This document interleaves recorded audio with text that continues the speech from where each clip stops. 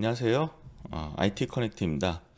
오늘은 스타트업들이 왜 외주 개발에서 성공하는 케이스가 그렇게 많지 않은지에 대해서 좀 한번 이야기해보고, 우리가 이제 외주를 잘 맡기기 위해서 어떻게 해야 되는지에 대해서 좀 말씀드리려고 합니다.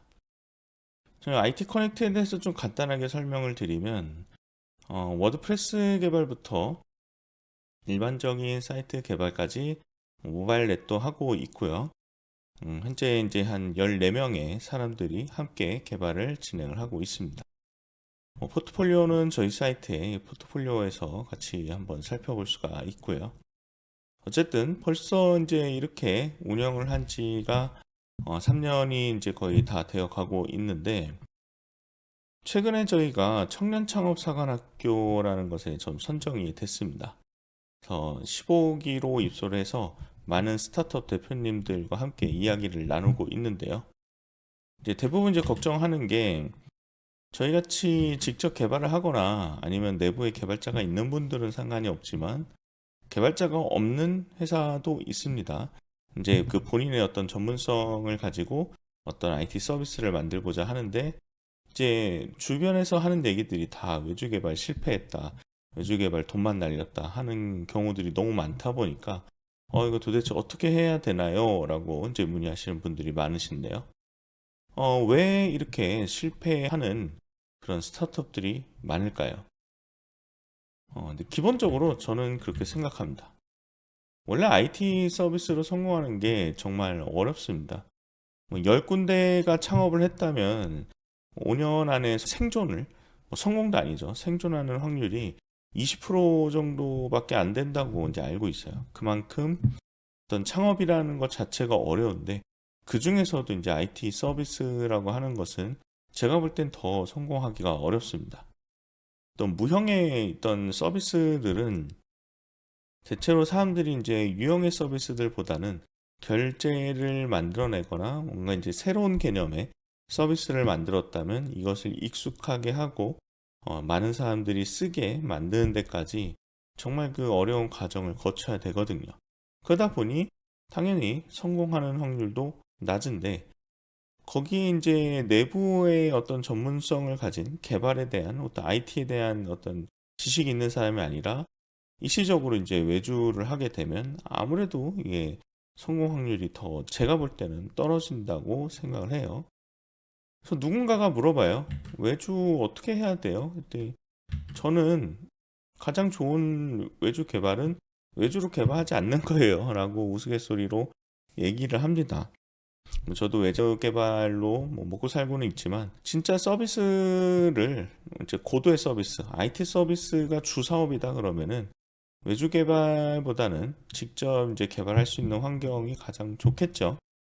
근데 그럼에도 불구하고 뭐 누구나 다 이제 CTO나 어떤 개발자를 가지고 있는 게 아니기도 하고, 뭔가 내 사업 아이템이 될지 안 될지도 모르는데 큰 돈을 들여서 유능한 분을 모시는 그런 이제 모시게 되면 뭐 보통 1억 넘게 들어가게 되잖아요. 그럴 돈은 없고, 이런 어려운 상황이라면 어쩔 수 없이 외주를 맡겨야 되는데, 이제 외주를 맡기려면 가장 중요한 건 리스크를 최소화해야겠죠.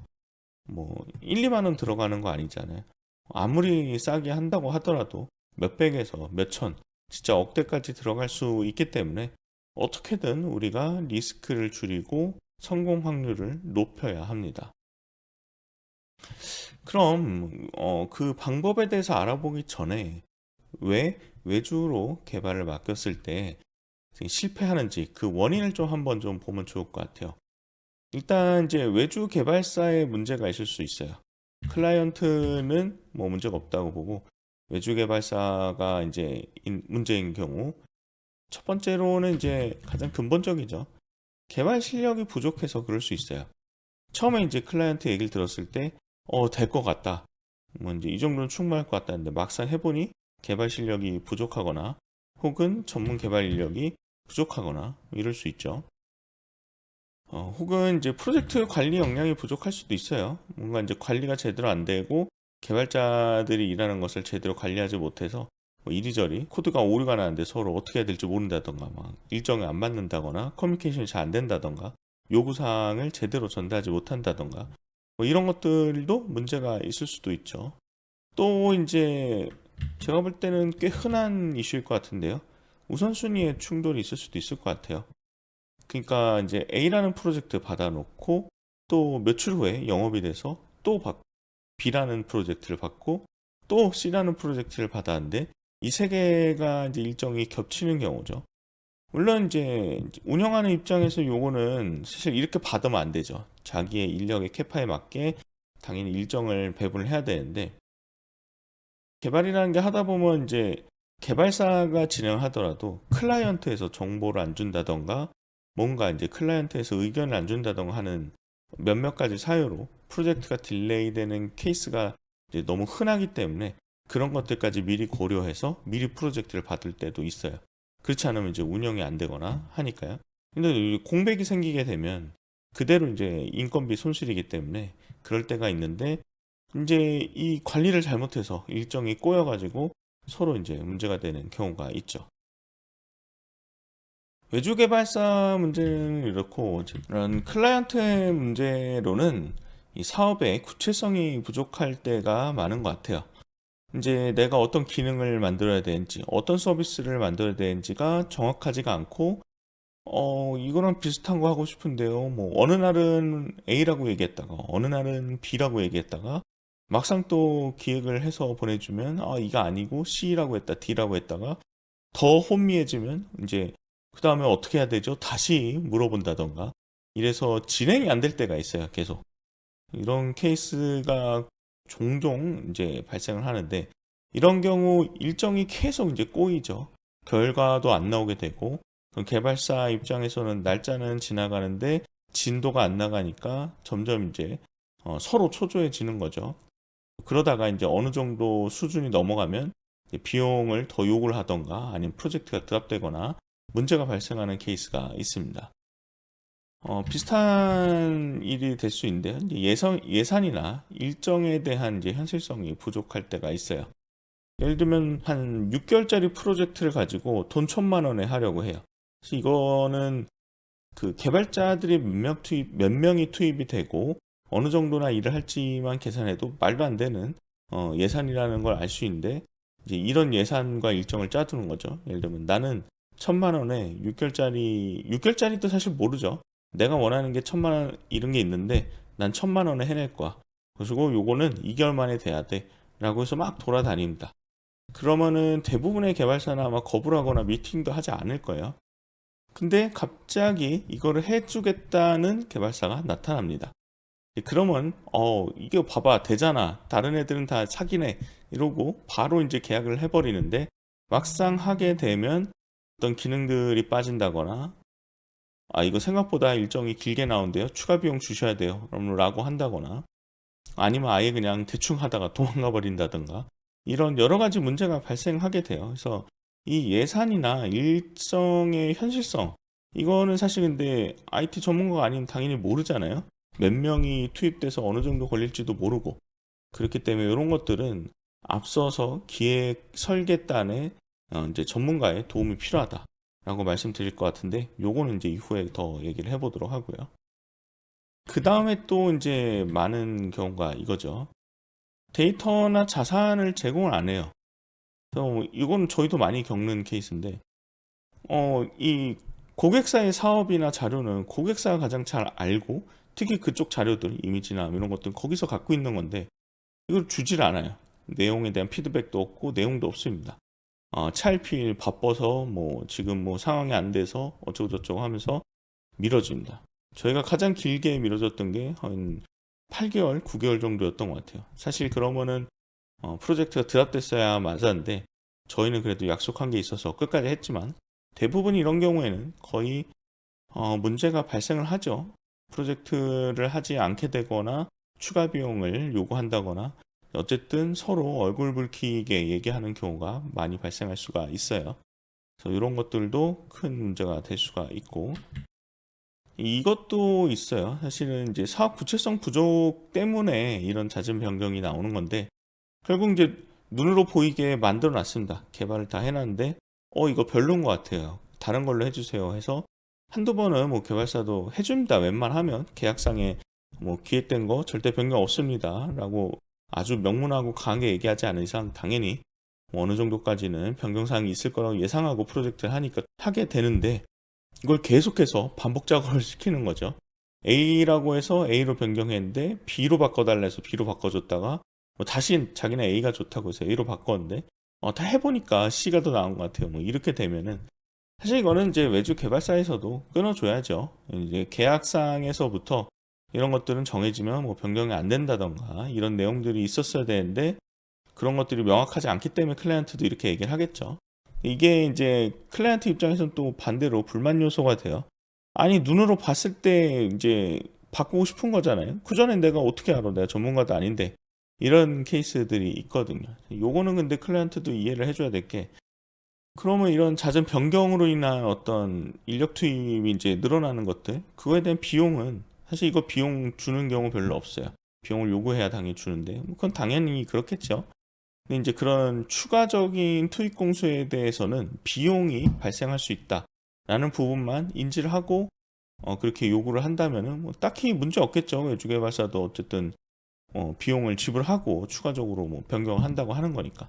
근데 이제 그러지 않을 때가 이제 문제가 되는 거겠죠. 그래서 이런 여러 가지들이 문제가 있습니다. 이 외주가 정상적으로 성공적으로 마치기 위해서는 이 모든 것들이 문제가 없어야겠죠. 그래서 제가 생각하는 외주에서 리스크를 줄일 수 있는 몇 가지 방법이 있는데 한번 하나씩 얘기해 보도록 하겠습니다.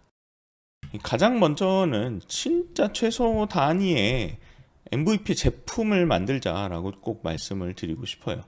이제 대표님들 보면은 워낙에 이제 아이디어가 다들 많으시니까 내가 하고 싶은 거는 다 대부분 이제 화려한 자동차죠. 이걸 만들고 싶어요. 근데 이거를 만들기 위해서 지금부터 바로 밑바탕부터 만들려고 하면은 비용도 너무 많이 들고 사실 이 아이디어가 성공할지 않을지도 모르겠고, 그런 이제 비용도 날리고 시간도 날리고 뭐 다 손해인 거죠. 그래서 요 최소 단위를 만들자가 이제 뭐 보통 얘기하는 린 스타트업 개념이죠. 이 가장 작게 내 어떤 가설을 검증할 수 있는 최소한의 단위의 제품을 만드는 건데, 우리가 이제 욕심을 버려야 되는 것 같아요. 저희도 그렇고 처음에 계속 생각이 나잖아요. 이런 것도 있으면 좋을 것 같고 이렇게 해야 될 것 같고 남들이 이런 거 한다던데 이런 것도 당연히 기본으로 있어야 되지 않을까라고 생각을 하지만 절대로 그렇지 않고, 초기에는 어떻게든 가장 최소 단위로 만들어서 기간도 비용도 최소화하는 게 그나마 실패에 대한 리스크를 감소시킬 수 있다. 그리고 그렇게 해야 돈이 이제 여유가 됐을 때 다른 거 한 번 더 시도를 한다거나 두 번, 세 번 시도를 하잖아요. 처음부터 이거를 쏟아 부었는데 한 번에 실패해 버리면 다시 시도하는 것이 너무 어렵습니다. 그 다음에 좀 제안을 드리고 싶은 게 이거예요. 전문 IT 서비스 기획자와 설계를 한 다음에 외주를 맡기는 거예요. 물론 외주 개발사에서 기획도 같이 합니다. 기획이나 설계도 같이 해주는데, 문제는 대부분 이제 당연히 비용을 저렴하게 하려고 하다 보니까 기획 서비스에 대해서는 약간 등한시 된다고 할까요? 통계학으로 했을 때 금액이 작아버리면 개발사 입장에서는 어떻게든 기능을 줄이고 간단하고 빠르게 만들려고 하죠. 왜냐하면 돈이 그렇게 크지 않으니까. 근데 이렇게 했을 때 클라이언트가 만족할 만한 결과를 받기가 쉽지 않다고 봐요. 일단 턴키로 계약을 하지 말고 꼭 이제 이 외주 개발사와 같이 일하고 싶다면 기획만 먼저 계약을 하고 기획에 대한 내용을 받는 거예요. 그래서 각종 설계나 디자인을 먼저 받고 이거 이렇게 만들면 되겠다 할 때 이 내용을 바탕으로 다시 개발 용역을 맡기는 거죠. 그러면은 정확히 해야 될 어떤 범위가 나와 있는 거잖아요. 기능도 다 정의되고 디자인도 나왔으니까 거기에 대해서도 견적이 좀 더 명확하고 깔끔하게 나올 수 있고 거기에서 벗어나지 않을 수 있죠. 그러니까 이제 실패할 확률이 확실히 낮아지게 되는 거죠. 혹은 이 뭐 크몬 같은 데 있잖아요. 외부에서도 이런 거 해주는 사람들 많습니다. 기획서 같은 거 작성해 주는 분들. 이거는 추천하는 곳은 아니고요. 그냥 찾아보니까 있더라고요. 이런 서비스들이 있고 뭐 순고 같은 데서도 어떤 IT 기획 관련된 용역을 맡길 수 있어요. 그래서 해봐야 뭐 돈 500 넘어가지 않을 거예요. 물론 사이즈가 엄청나게 크면 넘어갈 수도 있지만 대부분 초창기 스타트업이 만드는 서비스의 경우에는 2, 300 정도면은 되지 않을까 싶고요. 디자인은 좀 더 들어갑니다. 여기서는 기획 설계에 대한 내용이고 디자인은 또 추가로 들어가야 되는데 그거 두 개 다 합쳐도 뭐 돈천 나오지는 않으니까요. 오히려 그렇게 제대로 된 설계나 디자인을 내가 원하는 대로 먼저 다 다듬어 놓고 개발을 맡기게 되면 실패 확률이 확실히 줄어든다고 말씀드릴 수 있습니다. 그 다음에는 계약서 작성에서 철저하게 해야 될 것들이 있어요. 우리가 이제 계약서에 반드시 넣어야 될 게 제가 볼 때는 이게 좀 중요한 것 같아요. 기획이나 디자인이나 개발, 산출물들을 명확히 정의하는 것. 설정보단 정의인 것 같아요. 그래서 이 프로젝트가 끝났을 때 무엇이 나와야 하는지 명확하게 계약상 들어가 있으면 그거에 벗어나거나 반했으면 이제 계약상 문제 제기를 할 수가 있는데 그냥 웹사이트 만들기라고 해버리면 이게 명확하지가 않은 거죠. 특히 이제 만약에 기획이나 설계를 맡긴다고 한다, 디자인도 맡긴다고 한다, 그러면은 이것에 대한 의미를 상호가 이제 명확히 알고 있어야 되는 것 같아요. 예를 들면 개발사에서 이 기획이라는 것을 고객사가 준대요. 그래서 기획에 대한 비용을 책정을 안 했어요. 근데 개발사에서 준 내용이 기획이라고 했는데 그냥 A4 용지 한 장에 이런 거 만들 거고 이런 거 벤치마킹 사이트예요. 끝. 이렇게 만약에 줬다고 생각을 해볼게요. 사실 이거는 개발사가 기대한 기획은 아닌 거죠. 이제 기획이나 디자인 같은 경우 이런 게 있습니다. 서비스 기획서, 요구사항 정의서, 정보 유주 케이스 다이어그램, 스토리보드, 와이어프레임, 디자인 가이드 뭐 이런 줄줄줄인데 뭐 전부 다 쓰는 건 아니고 프로젝트에 따라 다를 수 있겠지만 이런 것들이 좀 명확하게 정의가 되어 있지 않다면 사실 고객사에서 주는 게 기획이 됐다라고 얘기하기가 어려운 경우가 훨씬 더 많아요. 개발사도 클라이언트사도 그러니까 고객사도 이런 것들을 기획이 어떤 범위인지 명확히 얘기를 나누고 디자인도 예를 들면 최근엔 피그마를 거의 다 쓰니까 피그마로 정확히 이제 다 UI UX가 그려진 것을 디자인이라고 한다. 개발이라고 하면은 모든 게 이제 제작이 되고 웹사이트라고 하면 접속을 해서 어떤 기능과 서비스를 이용할 수 있다. 뭐 이렇게 명확하게 정의되어 있는 것이 좋겠죠. 그리고 뭐 프로젝트에 대한 지연이나 실패 시에 페널티, 예를 들면은 일부 금액을 뭐 지연이자나 배상을 한다던가 아니면 환불을 한다던가 이런 것들도 명시가 되어 있는 경우가 있는데 요거를 할 때는 애초에 범위가 어디까지인지 이 실패를 무엇으로 정의할 건지 지연은 어떤 사유로 지연인지 이런 것들도 계약상에 다 명시가 되어 있어야 되겠죠. 그런 것들도 있고요. 이 계약에 대해서는 이제 유튜브다 보니까 좀 실질적으로는 오픈하기는 좀 어려운데 좀 많은 고민이 있어야 될 것 같아요. 결국은 뭔가 그런 경우가 생기지 않으면 좋은데 법정 다툼이 생겼을 때는 계약서를 기준으로 하기 때문에 계약서가 명확히 써져 있는 것이 좋다. 그렇게 좀 말씀드릴 수 있을 것 같고요. 그 다음에 그 매주 프로젝트를 관리하는 게 좋을 것 같아요. 매주 프로젝트 관리를 이게 이제 뭐 중견기업이나 대기업 같은 경우에는 기본적으로 하시는 것 같아요. 뭐 6개월짜리니까 매주 1회씩 어떤 내용들을 보고하라. 월간 보고 뭐 이렇게 있는데 작은 프로젝트이거나 단기간 프로젝트의 경우에는 뭐 매주 하기는 어렵겠죠. 진행 사항에 따라서 유도 있게 보고하기도 하고. 근데 어찌되었건 이제 3천이나 5천 이상 어떤 중단기 이상의 프로젝트가 진행된다. 그러면은 이 프로젝트를 어떻게 관리할지도 사실 고객사에서도 고민을 해야 돼요. 안 그러면 이제 개발사에서는 최소 단위만 얘기를 하던가 혹은 뭐 얘기를 안 할 수도 있기 때문에 매주 우리가 어디서 어디까지 진행되는지 꼭 뭐 얘기를 나눠야 된다라는 것들을 계약상에 미리 명시를 해두는 것도 좋은 것 같습니다. 그 다음에 저는 이게 개인적으로 제일 중요하지 않을까 싶어요. 물론 기획단도 매우 중요하지만 제작 후의 운영은 어떻게 할지를 고민하는 게 정말 중요하다고 생각이 듭니다. 이 제작, 그러니까 서비스를 제작을 하는 건 사실 시작이에요. 이제 스타트 한 거죠. 실질적으로는 스타트에서 생기는 문제가 훨씬 더 많습니다. 뭐 오류 같은 것들이야 당연히 개발사에서 유지보수 기간 동안 오류를 해결하겠지만 실제로 고객을 만나면서 아 이런 거 추가해야 되겠네, 이런 건 삭제해야겠네, 이런 건 좀 바꿔야겠네, 뭐 이런 것들이 계속 생길 거잖아요. 계속 뭔가 트라이도 해봐야 되고, 그럴 때 이 들어가는 비용들, 그리고 이건 어느 개발사에 맡길 건지, 기존 개발사에 계속해서 뭐 맡길 건지, 아니면 다른 곳을 찾아볼 것인지, 아니면 채용을 할 것인지, 아니면 프리랜서를 고용할지, 뭐 여러 가지 방법이 있잖아요. 그런 것들도 고민을 해야 되고, 그래서 최근에는 뭐 월간 관리 서비스, 이거는 이제 기존 개발사와 계약을 이렇게 할 수도 있고, 아니면 월간 개발자 구독 서비스도 있더라고요.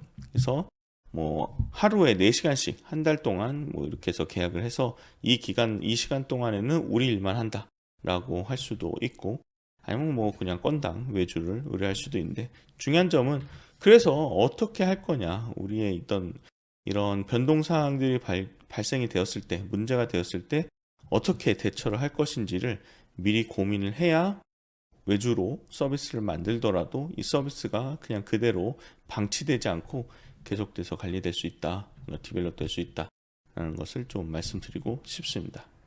그리고 마지막으로 노코드 서비스로 이게 가능한지도 한번 확인해 보면 좋을 것 같아요.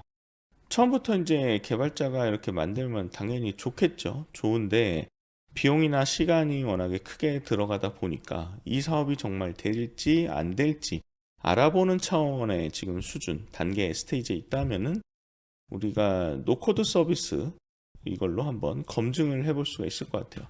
저희는 이제 워드프레스를 많이 활용하고 있으니까 워드프레스라는 어떤 도구를 이용하면 쇼핑몰이나 온라인 강의 플랫폼이나 일반적인 고객 DB를 확보하는 거는 사실 손쉽고 저렴하게 할 수 있거든요. 나중에 유지보수 차원에서도 뭐 글자나 이미지 교체하는 거는 워드프레스는 블로그 하듯이 할 수가 있으니까 상대적으로 용이하죠. 직접 내부에서 개발자가 없어도 할 수 있는 부분이 발생을 합니다. 물론 이제 기능적인 부분이 들어가면 어렵긴 하겠지만 그래도 이제 비용이나 어떤 시간, 제작 시간이나 운영, 유지 보수에서 조금 유리할 수 있다라고 얘기할 수 있고, 버블이라는 서비스도 있어요. 이것도 같이 사용할 수가 있고요. 기능을 구현할 수 있거든요. 알고리즘을. 그래서 버블도 괜찮은 노코드 툴 중 하나이고, 간단한 사이트이거나 어떤 쇼핑몰이다 그러면은 우리가 이제 아이맵이나 카페24 너무 많은 분들이 알고 계시죠. 이런 것들을 활용해서 테스트를 해볼 수 있다. 무조건 처음부터 어떤 대규모의 인력과 자금을 투입하는 것보다는 초반에는 최대한 저렴하고 우리의 가설을 빠르게 검증해 줄 수 있는 툴로 접근하는 것이 좋겠다.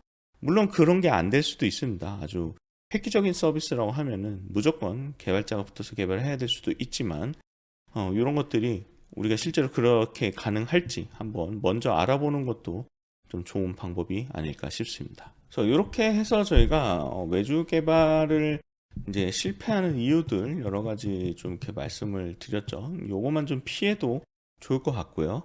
그 다음에 최소한 좀 이런 식으로 외주 개발하면은 리스크를 줄일 수 있다라고 생각하는 것들, 정말 최소 단위 작은 제품을 먼저 만들고 계약을 여러 번 하세요. 처음부터 큰 계약을 하지 말고 작게 작게 나눠서 개발하는 것도 방법이다.